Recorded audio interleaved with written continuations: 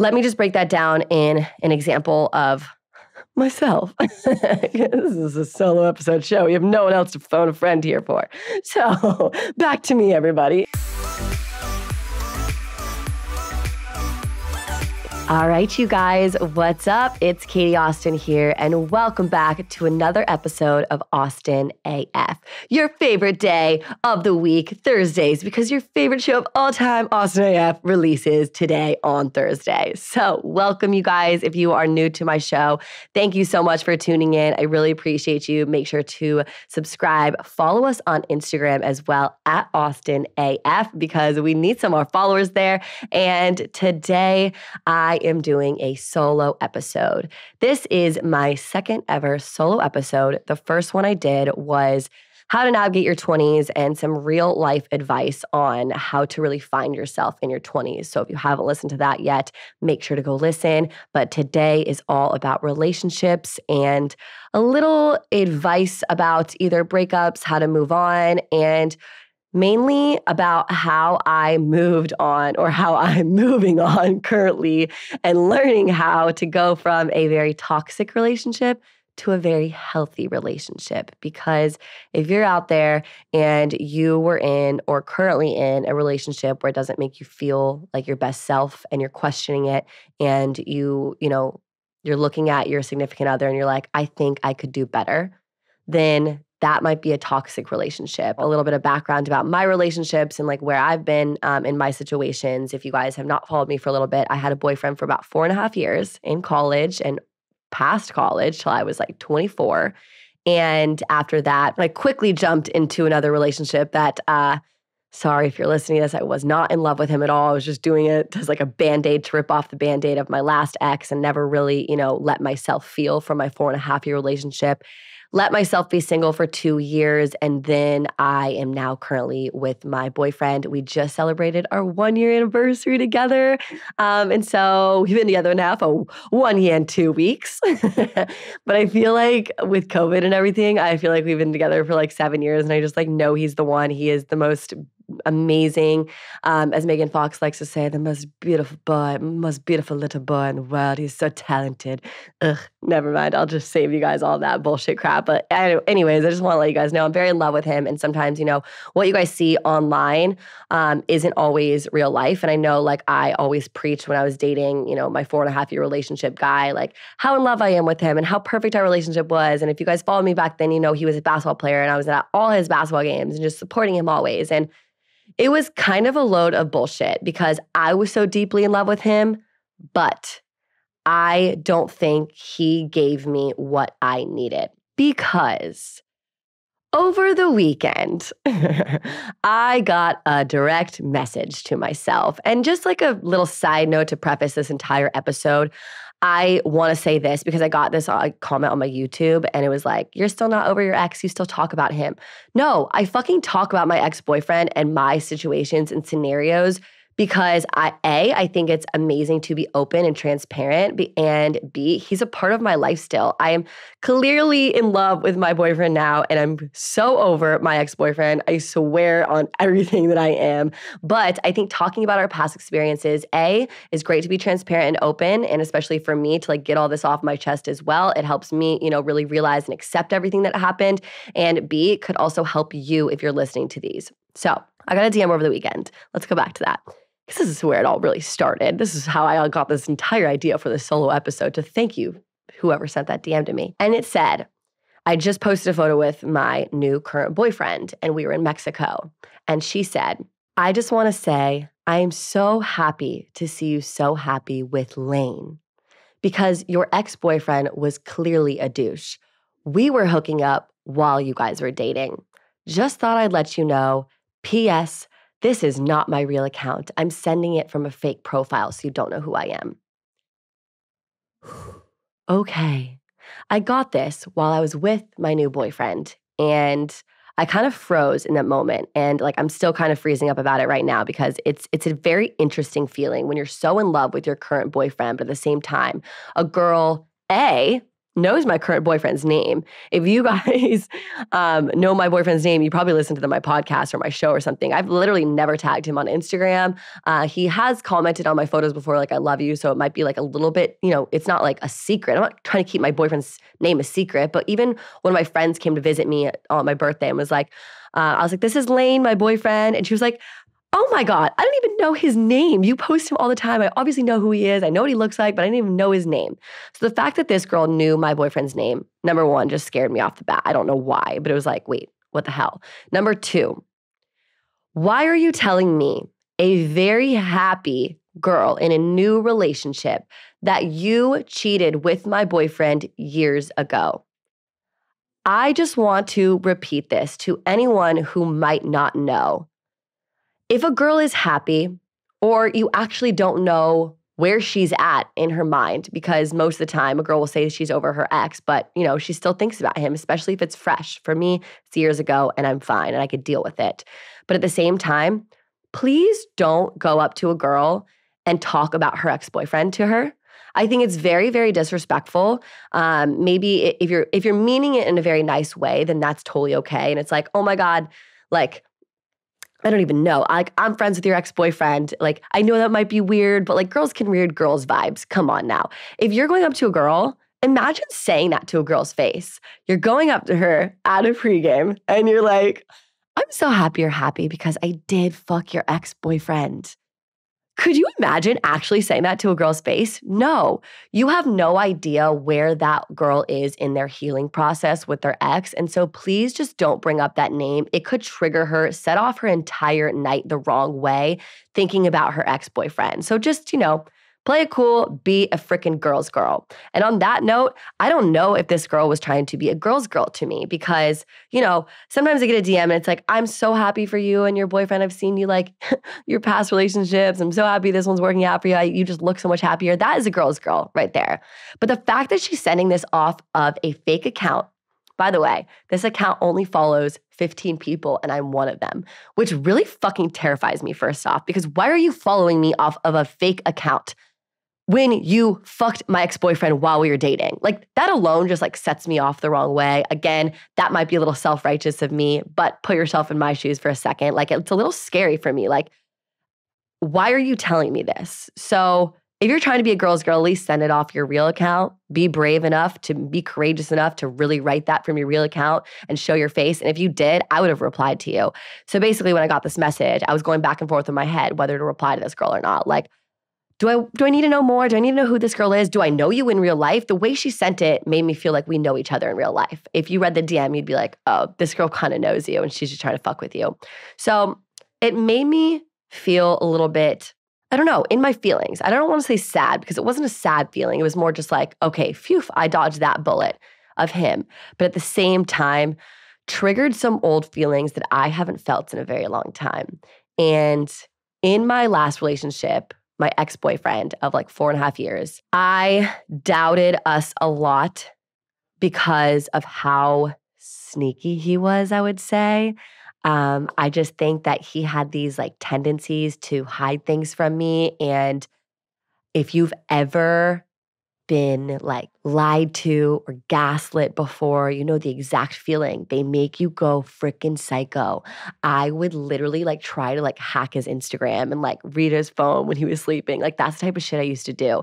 I have not looked at my current boyfriend's phone once in our entire relationship. I have no need to. I don't care who he's following on Instagram. I don't care, if he still follows his exes on Instagram. Like, that's how confident I am in this relationship. And I just want to first say that. And so it was really weird when I got this DM because it triggered past tendencies of mine because I stayed quiet about it. I didn't tell him that I got this DM. I was with him and I was just like froze and I kind of changed my attitude towards him. It was like the weirdest thing. It was like, I hate all men attitude. I can be a boss ass bitch by myself. Like, that's literally how I was thinking. Like, if I thought in my mind, I was like, if I had a boyfriend for 4.5 years and I literally didn't know he was cheating on me, how can I trust anyone? I thought I was in love with this man. Who are you? And can that happen again? Like, just all these thoughts like ran through my head that were obviously so silly because my boyfriend now is a new man and the best guy ever. But at the same time, we were laying in bed that night and I'm like, He's looking on his phone, and usually I don't even look at his damn phone when he's laying in bed scrolling through Instagram. I'm doing my own thing on my own side of the bed. And he like passes through a girl's photo, stares at it for a little bit. Next thing is a girl's photo. I mean, only girls post on Instagram, let's be real. It's not like guys' photos, like selfies. That'd even be weirder if you followed them. And so basically he's just like looking at these girls' photos, like going, and I'm sure like they're like his friends from college, maybe some girls he hooked up with. And I'm looking at him and I'm like, put the fucking phone down. Whoa, where the hell did that come from, Katie? I snapped. I had these old thoughts that just rose up and filled my entire body from this stupid girl's DM. And I hated feeling that way. I hated it because I knew I was bringing in baggage that was not supposed to be there in this new relationship. And that's why I say going from a toxic relationship to a healthy relationship, because they're damn different, let me tell you. And I've always been a very confident girl in this relationship, but this trigger set me off. And it brought up in me this questioning and doubting. And so what I like to call, and what I've done a little research about, it's called retroactive jealousy. And let me explain to you what retroactive jealousy is. The exact quote is obsessive overthinking about sexual romantic events, people, and encounters from a partner's past.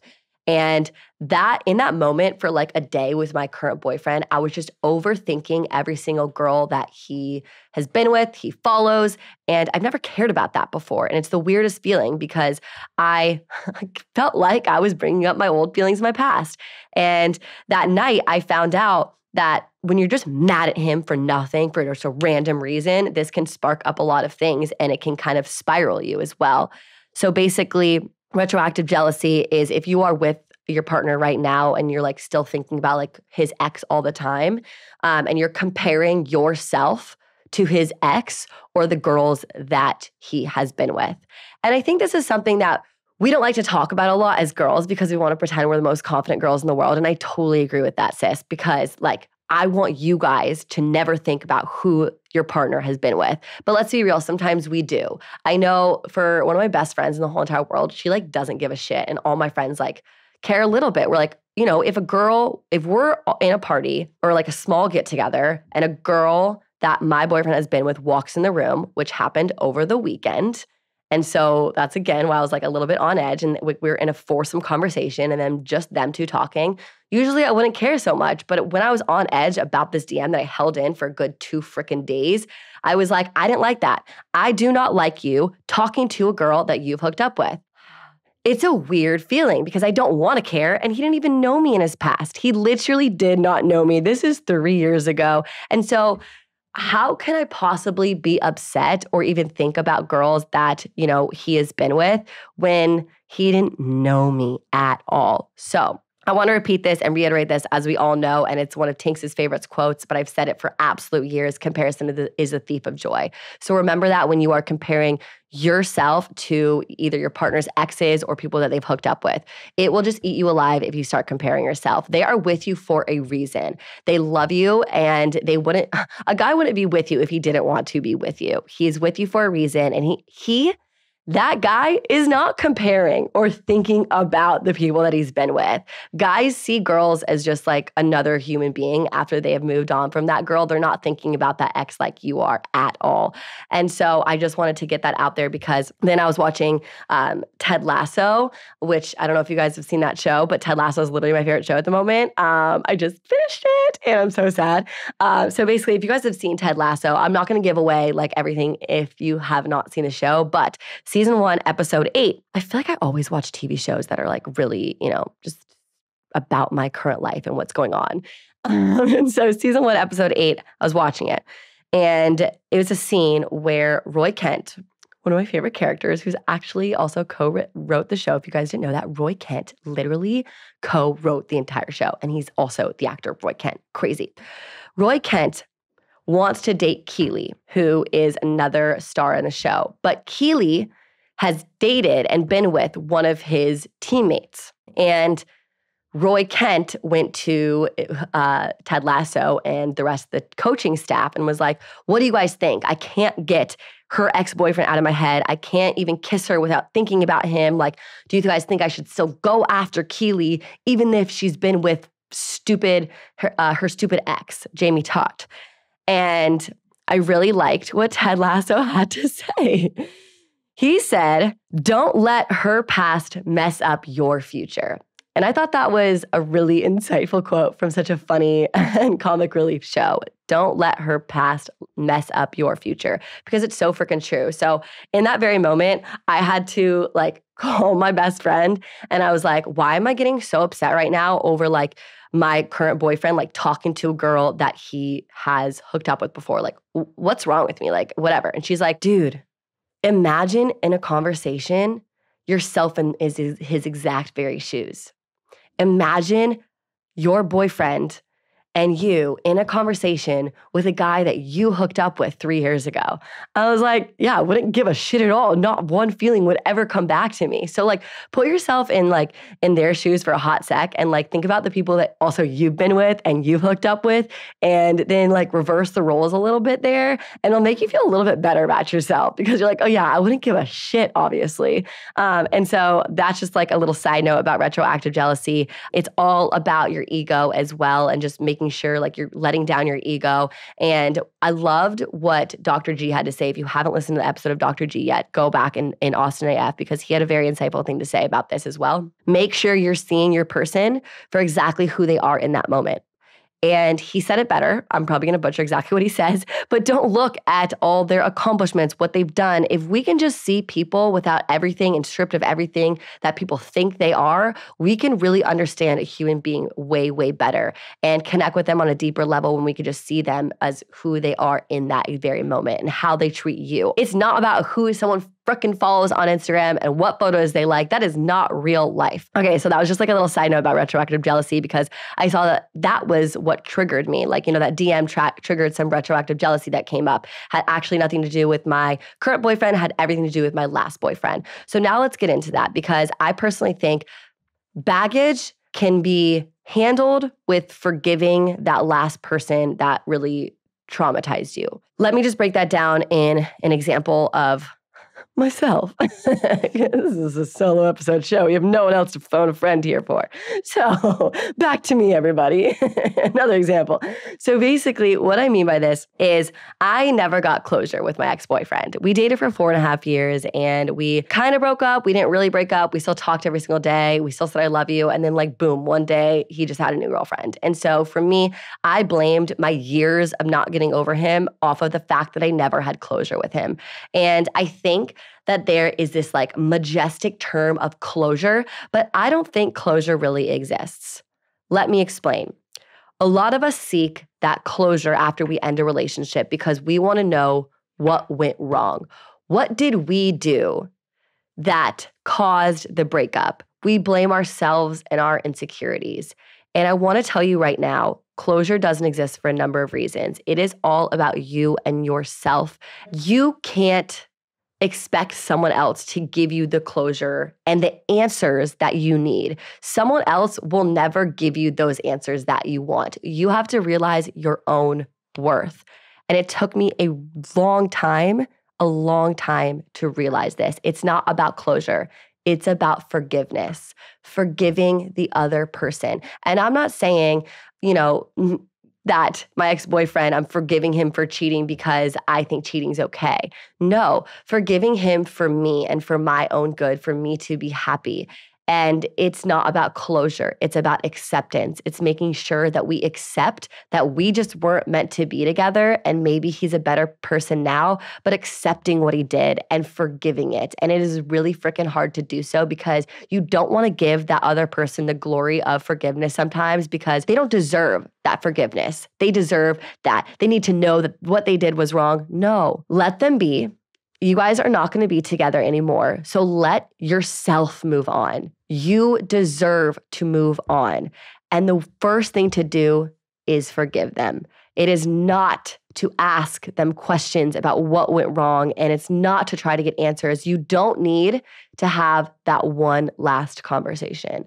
And I always thought I did. I always wanted to ask him. I still, before even like a year before I met my boyfriend, which is 3 years post breakup, I literally was so close to sending him a text being like, can we just talk? I just want to freaking have one last conversation with you to see what went wrong. I want to know why you cheated on me. I want to know.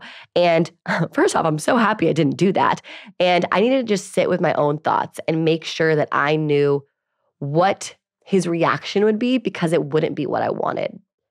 And once you realize what he's going to say isn't what you're going to want to get, you just have to accept that and move on from there. So instead of closure, make sure you're focusing on acceptance and forgiveness. So what can we actually do to get the, in quotes, closure or acceptance that we want? My biggest thing is writing them a letter and not sending it.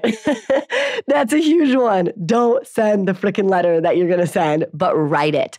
I did this with my ex-boyfriend. Okay, you guys. So when I thought I was going to text him, wanting that closure and wanted to talk to him and have that last conversation, instead, I wrote him a letter. I put it in the notes on my phone. I typed away with my Twitter fingers. And basically what I did is I actually rewrote it day after day. So I think it took me probably a week to sit on it every single night and really go through it. And going through it, not a way to make it grammarly correct, but kind of just first off, when you write that letter, you're going to be really, really angry and you're just going to go off on him.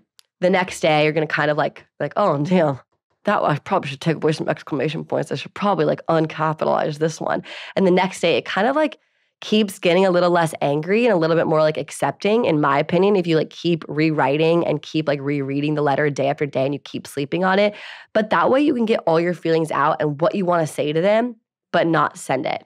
And that's all that matters for you to move on, is you to get those feelings out there, you to recognize those feelings that you still have about your ex-boyfriend, because that allows you to dig deeper and honestly spend that time alone to make sure you're not bringing them in the next relationship, kind of like what I just did over the weekend. Number 2, a huge therapy tactic and something that I love, a little bit manifestation-y, is actually writing down things that you think your dream significant other is doing at this current moment. I freaking love this. I love the idea of manifesting your perfect guy, because not only are you going to be writing down things that you're wishing and you're manifesting this dream guy to do, you're also realizing that your ex is not doing any of the freaking things that you want your dream guy to be doing, okay? And that's a huge part of moving on as well, realizing that your ex-boyfriend actually is a piece of shit. And writing the things down, the pros and cons of, I actually hated this about him and this is what I liked about him, and then take all the pros in that and just manifest the dream guy. Because I promise you guys, I'm a living, walking example right now that the dream guy does exist out there. I seriously found the perfect guy, and that's the weirdest part about going from a very toxic relationship to a really healthy one. You're like, wait, how is this possible? How are you this good to me? How do you care so much about my damn feelings? And if I'm going crazy off for a second, why are you calming me down? Why are you not gaslighting me? Seriously, those are my exact thoughts. And sometimes it's it's too good to be true, but that's how it should feel. It should feel so too good to be true. And when you manifest that guy, you are making sure you're not settling, which is so, so important. You are getting the guy that you deserve. And another thing about closure and forgiveness and acceptance, it is uncomfortable. And it is uncomfortable to sit with yourself and not stay busy. Please do not do what I did, which is go into the next relationship and party all the time and stay busy. I did a freaking workout tour. I was in 12 cities in 3 months, literally just to make sure that I wasn't thinking about old thoughts and my ex-boyfriend. And so please take my advice. And the last, year before I met my current boyfriend were the best years of me realizing that I forgave my ex because I spent that time alone. I spent that time being uncomfortable. It's the last thing you really want to do. But once you do spend that time alone and you realize, a lot of deeper things about your past relationship, it allows you to bring the best version of yourself into your new relationship. And I think going off that, when we get in a relationship, sometimes we put our significant other first and we forget about ourselves, and always remembering ourself comes first. Even if you're in a relationship right now, remember yourself comes first. Remember your hobbies. And sometimes we lose sight of the things that we really, really care about in a relationship, especially in a toxic relationship. Because in a toxic relationship, sometimes our significant other doesn't allow us or doesn't want us to be the best version of ourselves, and doesn't really love when we, do our own hobbies and have our own life. And so I will say, if you are going through that right now, make sure to find those passions again. Go get out there. I'm not saying like go out and go clubbing, but like make really amazing friends with other girlfriends. Like when I broke up with my ex-boyfriend, I was just like traveling a lot, working a lot, whatever. I wasn't really finding real relationships within other humans. I'm not saying like other, relationships as in dating, but I mean, what really helped me get happier again and think deeply in myself is spending time alone and realizing like, okay, why am I still not over him? What do I need to do personally to move on from this? And B, spending time with people who are amazing and making really good girlfriends. I think that was a huge part of like, the last year leading up to meeting my new boyfriend, was spending quality time with good people again and getting back to the hobbies that you enjoy alone. Just saying that right now, I'm like, okay, what do I enjoy? I enjoy cooking, going out with my girlfriends. I enjoy going on long walks. And now I'm like, oh shit, I do all those things. Everything that I still love to do, I do in my current relationship. In my past relationship, I gave up so much to just fit his standard. And you'll know when you're in a healthy relationship, when you can still be fully yourself and do all the things that you love. One of my favorite quotes about going from a toxic relationship to a healthy relationship, and if you're thinking to yourself, oh my God, like this can't be, like this guy's way too good. One of my favorite quotes is, you were never asking for too much. You were just asking the wrong person. Let that sink in and remember that, because you deserve the absolute best. I guess the overall arching theme of this episode, thank you for listening this far if you're still here, but basically the overarching theme of this episode is really not how to not bring your baggage into your new relationship, because we're all human. We all have past traumas here, okay? It is really understanding those triggers of, what really causes any insecurities or weaknesses in a relationship. And the biggest part about that is communication. And so I think something really cool that happened after, those 2 days that I was like being kind of insecure in my current relationship, after I got that DM, my boyfriend was like, dude, you're off lately. I'm like, it's my period, whatever. And he's like, no, let's sit down. Like, you good? Like, why are you snapping at me lately? And I was like, so I got this DM and my past, whatever, and I never wanted to bring up my past relationship with you. And I was kind of like brushing it out under the rug. And he was like, sit down and talk to me about this, because I want to hear everything that you have to say. And he wanted to communicate about it. He wanted me to be open. And I was like, are you sure that this isn't like hurting your feelings, like me talking about like my ex-boyfriend cheating on me?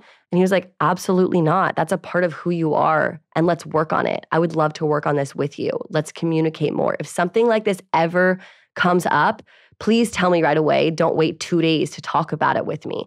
And that was like a first off aha moment. Wow, another healthy relationship. Here we go.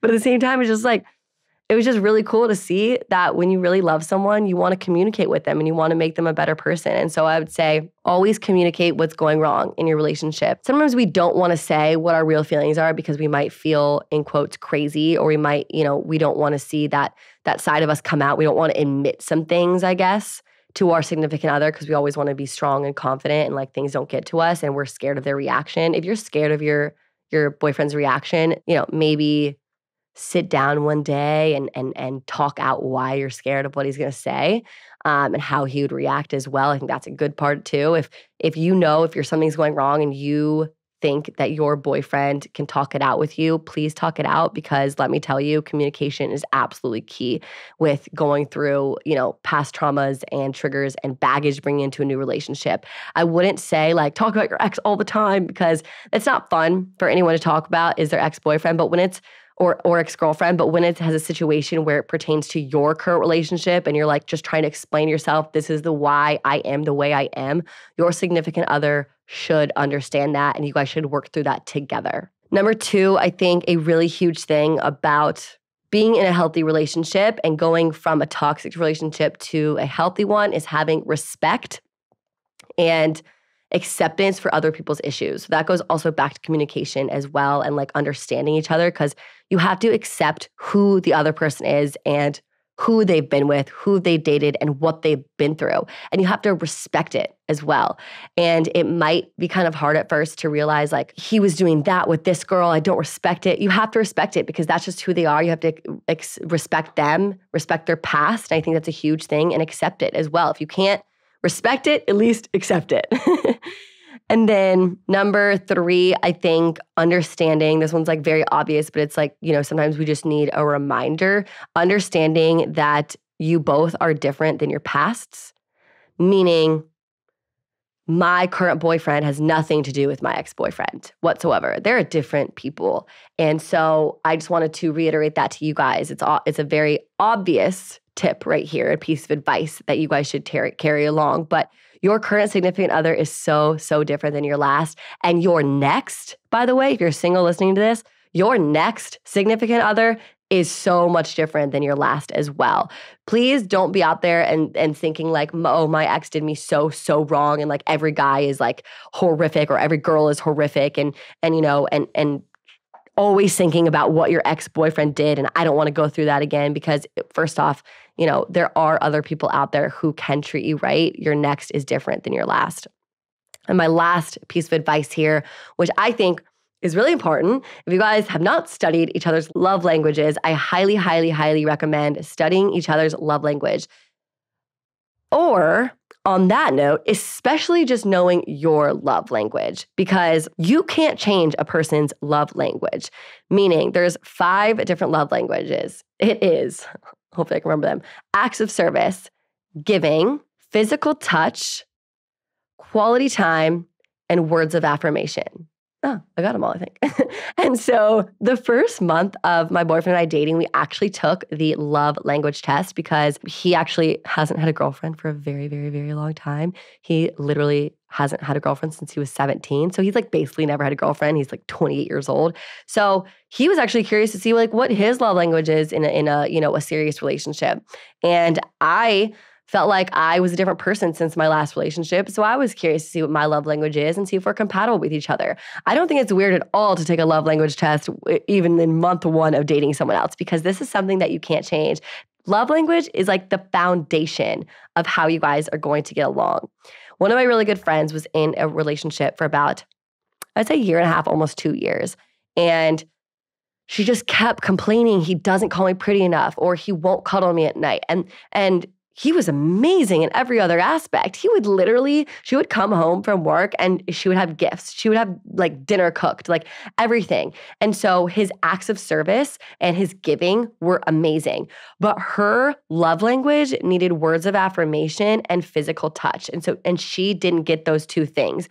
They didn't end up working out, and it took them almost 2 years to realize this because of the foundation on something about each other they couldn't change. She needed this, he needed that, and so it wasn't like something small that you could change. So realizing right away off the bat the bigger foundational things of who someone is that you can't change. And I think a huge part of that in a relationship is studying the love language and taking that test online. So make sure to take it if you actually have no idea.